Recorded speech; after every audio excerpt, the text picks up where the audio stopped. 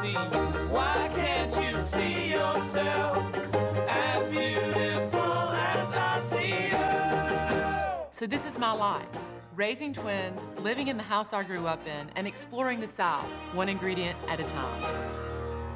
Chef Vivian Howard from A Chef's Life joins us now in North Carolina. Now, welcome. Thank you.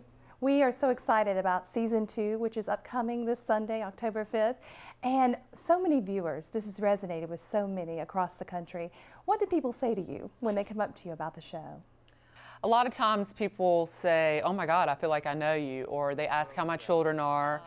A lot of people reach out to us and say that the show reminds them about something their mom used to make or their grandmother used to make, or it reminds them of a way of life that is no more. And a lot of people who work in the restaurant business reach out to us and thank us because our shared struggles speak to them in a way that makes them feel as if they're not alone. And a lot of people say they love watching Ben and me work together. I think that you're completely unrealistic about what we're going to be able to do, dividing our team into 2 restaurants and keeping things profitable. I mean, well, if you're going to make the profitable argument, I need to know how much that bun costs. that bun that I just ate cost 25 cents. It makes them happy that they don't work with their spouse. So I think that this show speaks to people because it's a really honest portrayal of what people go through, and we represent all walks of life, old, young. I love the show because you sort of weave you take us ingredient by ingredient, but you also weave in family. You weave in working with your husband, Ben, and you also have those great cameos with the Southern cooks that you show, sort of that Southern cuisine. Why does the show's recipe appeal to so many? I think it works in part because we are really trying to tell the story of a specific ingredient based on historical use, modern use, the farmer or the producer who grows it, and then through the aspect of family. And I think that it's so refreshing for people to have a story told in that manner. So I don't know, it certainly works a lot better than we anticipated it would. I was probably a 4th or 5th generation tobacco farmer, and then after my daddy died, we'd always messed around with a large family garden, and I knew I was interested in trying to do something different. Sort of started out with the flowers. Remember, I came in the restaurant and sold you flowers first, and then I guess I can owe my vegetable career to you because you said, hey Warren, I need somebody to raise me some vegetables. Now we are actually on location at Jane and Warren Brothers' beautiful home and B&B, and we see Warren a lot on the show. He's one of the farmers that you partner with, as you partner with lots of growers and producers. Why is this important to showcase? Well, I think that farmers are really the unsung heroes of the food we eat.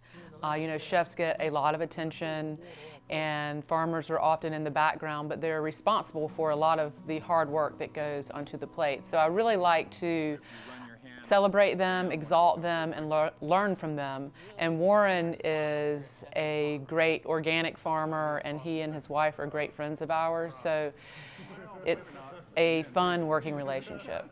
When you have the glimpses of the Southern cooking traditions, whether it be canning, the oyster roast, the putting up the corn, moonshine, muscadines, why do you think it's important to show viewers these great traditions of the South?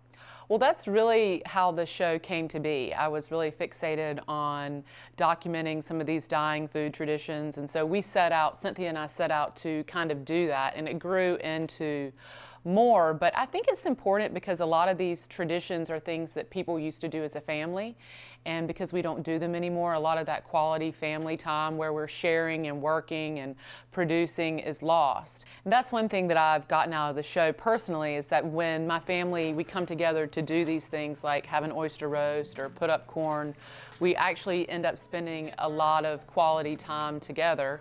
And in several instances, it's been something that we've continued to do after the show because it's been such a positive experience.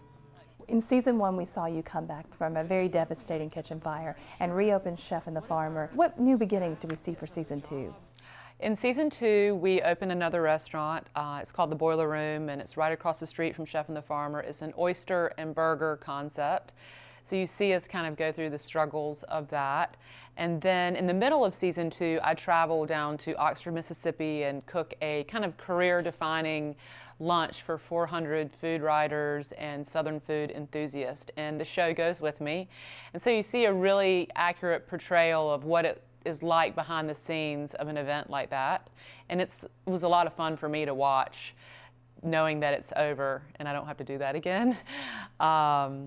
And we also learn about ingredients like apples, turnip roots, turnip greens, butter beans, shrimp, squash. I don't want to give it all away, but I'm so proud of this season, and I think our ability to tell stories has actually improved. Well, along that same line, A Chef's Life recently won broadcasting's prestigious Peabody Award for storytelling. And one of the comments from the judges was that your show is refreshing and unsensational. What do you think about this award and what it means for A Chef's Life?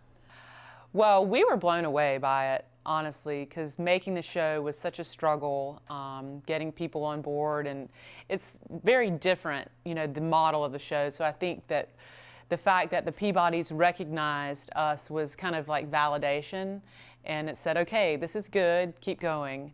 So we were just thrilled beyond belief to get that. But now it's like the Peabodys said season 1 was good, so now we really have to make sure season 2 is good.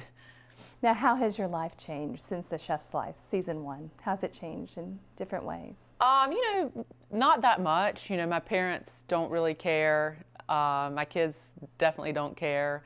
I have a lot of different responsibilities, and I'm not behind the stoves at the restaurant as much, for better or worse. You know, my team is doing a great job, but I don't get to participate there on the level that I'm used to. I don't think it'll always be that way, but just right now, I feel a little disconnected. Chef Vivian Howard, when you think about the future for this show, what do you see? I have no idea. You know, we are just trying to kind of take it day by day, and I'm excited for season 2. I'm excited to see what people think of it. We've started working on season 3. PBS is behind the show and excited about it, and it's great to feel people's enthusiasm. So I just want to be a part of that and kind of try to enjoy it. We have a holiday, an hour-long holiday special that'll be coming out in December. That's in addition to season 2. Jingle bells, jingle bells. So this is meant to mimic your mother or grandmother making Christmas candy and packing it in the tin. The ambrosia, I grew up, we had it a few times at Christmas. I am really tearing this orange up. That's okay, we want it to it.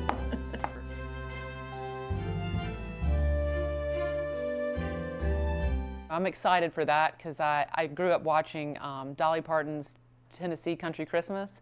So the idea of making a holiday special was very exciting for me till we actually shot it during the whole month of December, which was pretty stressful. But I'm excited for that.